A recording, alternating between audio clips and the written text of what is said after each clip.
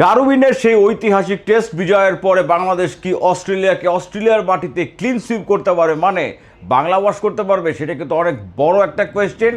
যদি সেইটা হয় তাহলে সেইটা কিন্তু আমি বলবো পৃথিবীর ইতিহাসেরই one of the biggest upset বা বিগেস্ট ভিক্টরি কিন্তু হতেই পারে, যদি বাংলাদেশ অস্ট্রেলিয়ার মাটিতে বসে হোয়াইট ওয়াশ করতে পারে। তবে এখনও সেই পথটা অনেক দূর বা অনেক দূরের পথ পাড়ি দেওয়া কিন্তু বাকি আছে। খেলাটা হবে হচ্ছে কুইন্সল্যান্ডের গ্রেট ব্যারিয়ার রিফ অ্যারেনাতে, যেখানে এর আগে কখনোই কিন্তু কোনো টেস্ট ম্যাচ খেলা হয় নাই।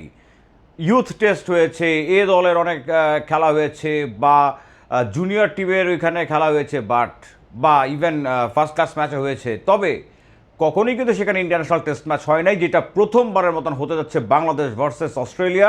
এবং সেই টেস্ট ম্যাচটাতে বাংলাদেশ আসলে কেমনভাবে অ্যাপ্রোচটা করতে পারে, বা বাংলাদেশের টিম ম্যানেজমেন্টের অ্যাপ্রোচটা কেমন হতে পারে, সেটা নিয়ে কিন্তু এই ভিডিওতে একটু আলোচনা করবো ছোট করে। কারণ আমরা খুবই অপটিমিস্টিক হয়ে বসে আছি যে বাংলাদেশ ওই টেস্ট ম্যাচটাতে আসলে কি করতে পারে, যেইটা শুরু হতে যাচ্ছে এই মাসের 22 তারিখ থেকে। সেখানে বাংলাদেশ কি আবারও চমক দেখাতে পারে কিনা, এবং তার জন্য কি বাংলাদেশের প্লেইং ইলেভেনে কোনো রকম কোনো চেঞ্জেস আসবে কিনা, সেটাও কিন্তু একটা প্রশ্নের বিষয় হয়ে দাঁড়িয়েছে। কারণ পিচটা যেরকম বিহেভ করতে পারে বলে ধারণা করা হচ্ছে, যেহেতু আগে কোনো ইন্টারন্যাশনাল ম্যাচ হয়নি, সো ইন্টারন্যাশনাল কোনো স্ট্যাটিস্টিক্স কিন্তু এখনও সেই রকমভাবে কোনো রেকর্ডে নেই। যেটা আছে সেখানে যেই খেলাগুলোর কথা বলছিলাম, সেই খেলাগুলোর পরিপ্রেক্ষিতে, এবং যারা নাকি পিচ কিউরেটর রয়েছেন বা যারা নাকি অ্যানালিস্টরা রয়েছেন, ক্রিকেট এক্সপার্টসরা রয়েছেন, তারা যেভাবে করে ধারণা করছেন যে ব্রিসবেনেরই কিন্তু একটা স্টেট হচ্ছে এই ম্যাকাই, এবং সেখানে যে টেস্ট ম্যাচটা হবে মোটামুটি অর্থে 90%-এর বেশি কিন্তু আমরা জেনে গিয়েছি বা জানতে পারছি যে গ্যাবার যেই পিচটা আছে সেই সেম টু সেম বা একেবারে হুবহু সেই পিচটাই কিন্তু তৈরি করা হবে এই ম্যাকাইতে বা গ্রেট ব্যারিয়ার রিফ অ্যারেনাতে। এবং সেইটা যদি হয় তাহলে কি অস্ট্রেলিয়ান কন্ডিশনে অস্ট্রেলিয়া ওইভাবে পরীক্ষা নিতে যাচ্ছে বাংলাদেশকে, আর বাংলাদেশ কি চুপচাপ বসে থাকবে কিনা? যদি পিচটা গ্যাবার মতন হয় তাহলে কিন্তু সেখানে আমরা দেখতে পাই যে অনেক রান আসে, পেসাররা কিন্তু ফার্স্টে অনেক বেশি অ্যাডভান্টেজ পান, এবং স্লোলি সেটা ডে 4-এ গিয়ে দেখা যায় যে স্পিনারদেরও কিন্তু কিছুটা হেল্প থাকে। সেক্ষেত্রে এই পিচটা যদি একেবারে হুবহু গ্যাবার মতনই হয়, ব্রিসবেনের গ্যাবার মতনই যদি হয়, তাহলে কি বাংলাদেশের ইলেভেনে কি চেঞ্জেস আসবে? অস্ট্রেলিয়া কিন্তু একটা স্কোয়াডের চেঞ্জ এনেছে, তারা কিন্তু জ্যাক ওয়েদারওয়েলকে ড্রপ করেছে, এবং সেখানে কিন্তু ম্যাট রেনশোকে নেওয়া হচ্ছে। ম্যাট রেনশোকে নিয়ে কিন্তু অনেকবারই কিন্তু কথা হচ্ছিল, ম্যাথি হেইডেনও কিন্তু বলেছে ম্যাট রেনশোকে নেওয়ার কথা। গত অ্যাশেজের পর থেকেই কিন্তু he is very much vocal about picking Matt Renshaw. David ওয়ার্নারও কিন্তু লাস্ট ম্যাচের কমেন্ট্রিতে তিনি বলেছিলেন who can be other available options, সেখানে কিন্তু তিনি বলেছিলেন ম্যাট রেনশোর কথা। সো ম্যাট রেনশোর যে ডেবিউ হচ্ছে সেটা কিন্তু একেবারে কনফার্ম বলে যাচ্ছে। সেখানে অস্ট্রেলিয়া কি আরও চেঞ্জেস আনবে কিনা? একটা কিন্তু বাউ ওয়েবস্টারের কথা বলা হচ্ছে, এবং সাথে মানস লাবুসেনকে থাকবেন। আমার কাছে মনে হয় যে মানস লাবুসেনকে তারা আরও একটা সুযোগ দিবে। বাউ ওয়েবস্টারের ইনক্লুশনটা কিন্তু নাও হতে পারে, সেখানে হয়তো বা আরেকজন কুপার কনলিকে ইনক্লুড করা পসিবিলিটি খুবই বেশি, কারণ কুপার কনলি ব্যাটার হিসেবেও দুর্দান্ত, বোলিংয়েও কিন্তু তার স্পিনটা অনেকটাই কিন্তু কার্যকর হবে। যদি অস্ট্রেলিয়া একটা সেকেন্ড স্পিনিং অপশন চায়, এবং সেটা কিন্তু অস্ট্রেলিয়া নিতেই চাইবে, কারণ নেথান লায়নের ব্যাকআপ হিসেবে কাউকে দিয়ে যে যদি স্পিন কিছুটা অ্যাসিস্ট পিচ থেকে পাওয়া যায়, তাহলে সেখানে কেন কুপার কর্নেলি না? যাই হোক, এটা অস্ট্রেলিয়ার পার্টটা পরে আসবো। বাংলাদেশের পার্টের একটা কথা বলতেই হবে। বাংলাদেশ যেই স্ট্রেংথ নিয়ে খেলেছে ডারউইন টেস্টে, সেখানে কিন্তু দেখা গেছে যে ফার্স্ট ইনিংসে অস্ট্রেলিয়ার প্রত্যেকটা 10টা উইকেটে কিন্তু নিয়েছে আমাদের পেস বলাররা। সো সেখানে বাংলাদেশের পেসাররা যেভাবে করে শাইন করেছে, আবার সেকেন্ড ইনিংসে কিন্তু দেখা গিয়েছে যে মেহেদী হাসান মিরাজ এই বল যেভাবে করে উইকেট করে গিয়েছেন, হালকা টার্ন পেয়েছেন, সেইখানে কিন্তু তিনি 5টা উইকেট যখন নিয়েছেন।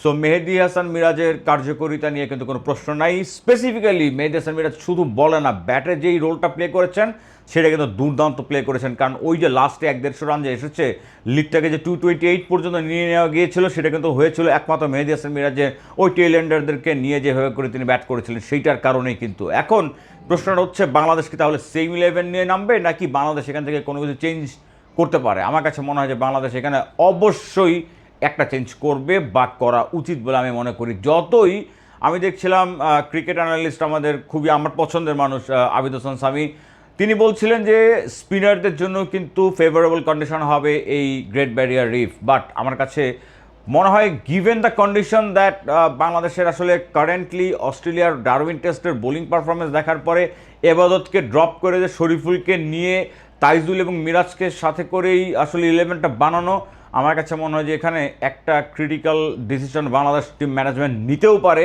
সেটা হচ্ছে তাইজুলকে ড্রপ করে সেখানে আরেকজন পেসারকে বাড়াতে। একটা জিনিস শিওর, শরীফুল ইসলাম ঢুকবেনি, শরীফুল ইসলামকে খেলানো হবেই।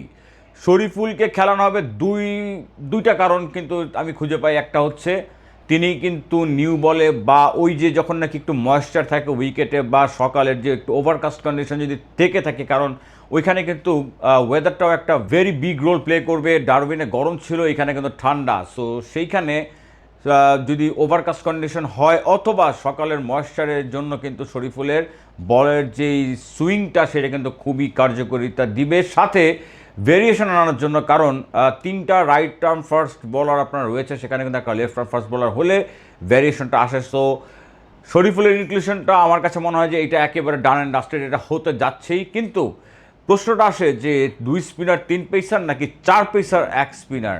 মেহেদী হাসান মিরাজ তিনি খেলবেনই, সাথে তাইজুলকে কি নেওয়া হবে কিনা। তাইজুল প্রিমিয়াম স্পিনার, তাইজুল বাংলাদেশের বেস্ট স্পিনার যদি বলেন সাকিব আল হাসানের পরপর বা সাকিবের থেকেও অনেক ধাপ যদি এগিয়ে এখন উইকেটের সংখ্যায়, সেক্ষেত্রে তাইজুলকে ড্রপ করাটা দেখেন এশিয়ান কন্ডিশনে তাইজুলকে অ্যাট এনি কস্ট তাইজুলকে আসলে প্লেইং ইলেভেনে খেলাতেই হবে। কিন্তু যেহেতু অস্ট্রেলিয়াতে খেলা আমার কাছে মনে হয়, এবং যেই পিচে খেলা হচ্ছে, যেই পিচটা আসলে যেই রকম একটা ধারণা দিচ্ছে ক্রিকেট এক্সপার্টসরা যেভাবে করে কথা বলছেন, সো আমার কাছে মনে হয় যে 4 পেসার নিয়ে কিন্তু বাংলাদেশের খেলাটা উচিত হবে এবং সেখানে এবাদতকে রাখাটা উচিত হবে। কারণ ইউ নেভার নো, এবাদত যেই বোলিংটা ফার্স্ট ইনিংসে করেছেন, যেভাবে করে তিনি স্টিভেন স্মিথকেও কিন্তু কাঁপিয়ে দিয়েছিলেন। যদি ক্যাচটা মিস না হতো, তানজিদ হাসান তামিম যে ক্যাচটা ফেলে দিয়েছিলেন, স্টিভেন স্মিথও কিন্তু হার্ড টাইমটা পেয়েছিলেন এবাদতের কাছ থেকে। এবং তার সাথে আমি যদি বলি মানস লাবুসেন, তিনিও কিন্তু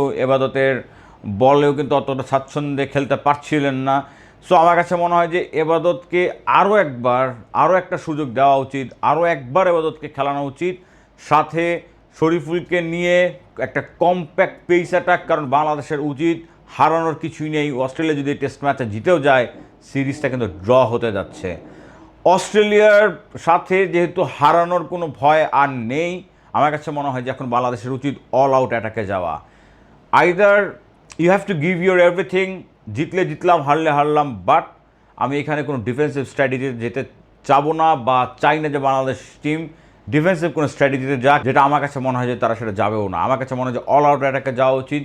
বাংলাদেশের উচিত 4 জন পেসারকে দিয়েই অপারেট করানো এবং একজন স্পিনার মেহেদী হাসান মিরাজ। এবং আজকে কোথায় যেন দেখছিলাম যে সৌম্য সরকারকেও কি খেলানো হতে পারে কিনা। আমার কাছে মনে হয় যে স্ট্যাবিলিটিটা সাদমান ইসলাম বাংলাদেশের এই ওপেনিংয়ে আনছেন, তার রান যদি আপনি দেখেন তাহলে বেশি নাও লাগতে পারে, তবে তার উইকেটে টিকে থাকার সময়টা যদি আপনি দেখেন, ওই ডিউরেশনটা কিন্তু আপনাকে একটা স্টেবিলিটি দেয় যে সাদমান উইকেটে টিকে থাকতে পারেন। সো এটা কিন্তু খুবই ইম্পর্ট্যান্ট, কারণ বাংলাদেশের ওই যে ফার্স্ট সেশনে আপনি যতই ফার্স্ট টেস্টটাতে আপনি মিচেল স্টার্ক, প্যাট কামিংস বা হেজেলউডকে উইকেট বিলিয়ে না দিয়ে আসলেও তারা কিন্তু ওয়ার্ল্ড ক্লাস বলার। সো ওই যে ফার্স্ট সেশনের যে প্রথম 10-15টা ওভার টিকে থাকা, ওই টোনটা যে সেট করে দেওয়া, সেটা কিন্তু সাদমান ইসলামের জন্য বাংলাদেশ ওই ফার্স্ট টেস্টে পেয়েছিল, কারণ 8 ওভার পর্যন্ত কিন্তু উইকেট পড়েনি।